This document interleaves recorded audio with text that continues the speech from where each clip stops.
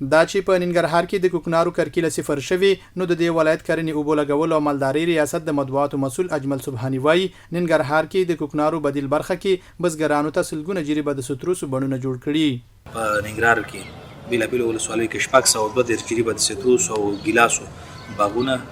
نوي جوړ کړي دي چې دا په ډریپ سیستم باندې اساس کو بخار سیستم باندې سمبال دي چې دوی لپاره مکمل وسایل هم توزیع شوي دي چې د باغدارۍ کوم وسایل پکارېږي ټول وسایل ورکړل شوي دي. دې ترڅنګ د دغه کوکنارو او نشهیي توکو د مخنیوي لپاره هغه کورنۍ ته چې مخکې به یې کوکنار کرل یا نشهیي توکي به یې کرل د هغه 115 کورنیو سره د وضو مرسته شوې ده تر څو هغه کورنۍ د خپلو لومړنۍ اړتیاو د پوره کولو لپاره د دوی نه استفاده وکړي. همدارنګه د اصلاح شوو تخمونو چې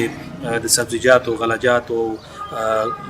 صنعتي او تیلي نباتاتو په مختلفو برخو کې دلته د خلکو سره مرستې شوې دي. سره رود د ننګرهار یو له هغو ولسوالیو ده چې تر ډیره پکې خلک په کرکیله بوخت دي. د دغه ولسوالۍ د کرنیزو خدماتو مدیر کاری خانزیب افضلی وایي یوازې سرخود کې د بدیل معیشت پروګرام لارې 40 د ستروسو بڼونه جوړ شوي. نو الحمدلله تاسو ولیدل چې زموږ د سرخود ولسوالۍ کې تقریبا 40 باغونه د بدیل معیشت په نامه باندې چتر لاندې د وزارت زراعت د چتر لاندې دلته جوړ شول تر څو هغه نشهیي توکي چې پخوا په دې وطن کې کرل کېده د هغې مخنیوی وشي او زموږ دغه هیوادوال د خپلو بچیانو ته د حلالو لارو نه خپلو بچیانو ته نفقه پیدا کړي. د دې ولسوالۍ کروندګر حاجي سید میر وایي دوی اوس په خپلو ځمکو د کوکنارو پر ځای حلال فصلونه کري. دلته موږ ته د مؤسسې له خوا نه د لیمبو باغ 100 نیالګی موږ ته راکړه د دې لپاره چې د کوکنارو بدیل معیشت کې انشاءالله تعالی له هغې موږ ته ډېر حاصل کوي موږ زندګي به ورسره ښه شي او موږ د امارات نه ډېر خو راضي چې موږ سره د باغدارۍ باره کې منډه ترله وکړه او کومک یې وکړه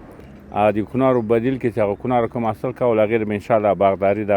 حاصل ډېر وکړي. ورته مهال د سرور د یو بل کروندګر عبدالتواب د اصلاح شویو تخمونو او کیمیاوي سرو غوښتنه کوي. باغداري خو ډېر ګټه لري روزانه خو موږ هم جوړ کړی زموږ خپل سل بوټه دي او دلته ډېر خلک کرلی دی شفتالان کرلی لیموګان کرلی دی او چې شی وایي د باغداري چې هر شی وایي ګټه لري او موږ لپاره خو کوکنار چې رښتیا خبرې بنده کړه او چې باغداري نور هم زیات شي موږ خوشحالي یو سره او دا دوای مې دا کومک وشي. د یادونې ده چې ننګرهار د هیواد یو له هغو ولایتونو ده چې د کال په بیلابیلو موسمونو کې کرکیله پکې ترسره کیږي.